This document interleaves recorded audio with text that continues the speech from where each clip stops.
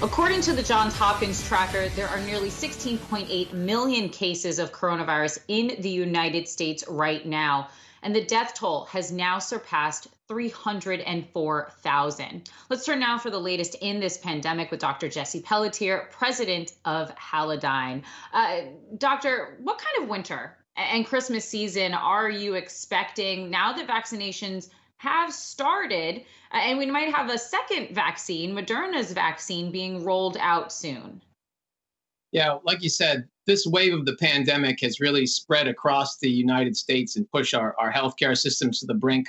Over 300,000 deceased in totality, 1,500 to 3,000 new deaths a day, over 100,000 hospitalizations, probably the darkest time since the influenza pandemic of 1918. We can contrast that, though, with the great hope and excitement of the Pfizer vaccine literally now being placed in people's arms, and the anticipation of the EUA from Moderna perhaps later this week. And what I'm hoping is that we'll eventually have a layered approach to vaccines, and that we'll start to develop some population-based immunity.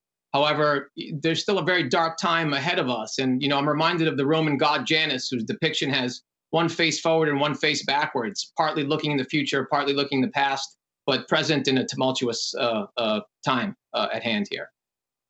I didn't know I would be getting a Roman mythology lesson here today, Doctor, but I really do appreciate it. Speaking about looking forward, in your note, you said that we need to adjust to a new normal. What is that new normal as you're seeing it? Yeah, I think that we need to, we're going to need to learn to live alongside this virus, that we need to learn to carry infection control with us through the end of this virus and as we see it moving forward, because most likely this virus will present itself as something that's endemic over time. And despite our best efforts at population-based immunity, will probably rear its head again in the fall. So doing basic things like, testing, tracing, and isolation, we can get into those strategies, but again, masks, social distancing, washing hands.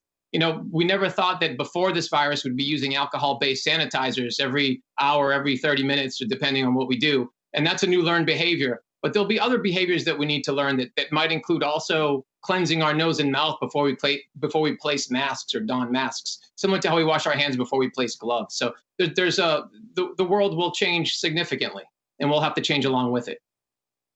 So let's talk now about this vaccine. I'm wondering if you've received it yet, and what are some of your biggest concerns that you might have, if any?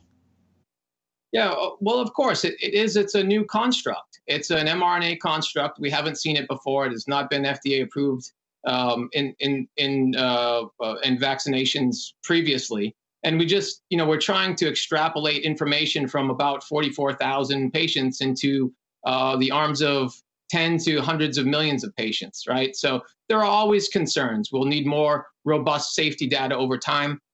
Currently, we're a little concerned about the reactogenicity of the virus, and that's a very normal response. Injection site redness, erythema, fevers, myalgia, body aches, all these things. We just want to really message to people that this is part of any type of vaccine and any vaccine construct, and they shouldn't, quote unquote, fear the needle, and they should feel comfortable coming back for their second dose. It's really a public health good that we all are vaccinated. Myself, I'm an ophthalmologist by practice. I also work in biopharma as well. So I'm not a first-line hospital healthcare worker in the ICU or anything like that. So I will be able to receive the vaccine in the next coming weeks, but currently am not able to. I'm wondering if you think folks might be a little bit hesitant to receive that second shot, that second dose of the vaccine, especially as we continue to hear, these reports that some folks actually had some more severe reactions to the vaccine, fever, sweating, chills, soreness. I'm wondering if you think that might be off-putting. It certainly could be off-putting, but we need to really message that that's normal, that's the way your innate immune system is really seeing the virus or seeing the vaccine and processing it. Now, in an mRNA vaccine, that could be a reaction to the nanolipid molecule that encapsulates the mRNA or to the mRNA itself. But depending on the construct or across all of constructs, you're going to see this reactogenicity, and that's normal. Now, we've seen patients with some anaphylaxis early on in the UK, and we should, of course, warn those patients who are likely to be allergic that they should do this under the very close supervision of their physician or not at all at this time. But really, we need to message that it's normal and it's something that's overcome within the first 24 to 36 hours. I only have a few more seconds left with you here, doctor. I want to, if you had to look at your crystal ball, when do you think we can return to life as normal? Would it be next fall, next summer, next spring? Yeah, so that's a difficult question. There will be a new normal that starts to develop perhaps middle to late of 2021. I think there's going to be a lot of fallout post-COVID of many issues, mental health issues, economical issues, sociological issues that we have yet to deal with. I don't think there'll be a real true normal until 2023, 2024. All right, we're going to leave that there. Dr. Jesse Pelletier, president of Halodine. Thanks so much for joining us today. Thank you very much for having me.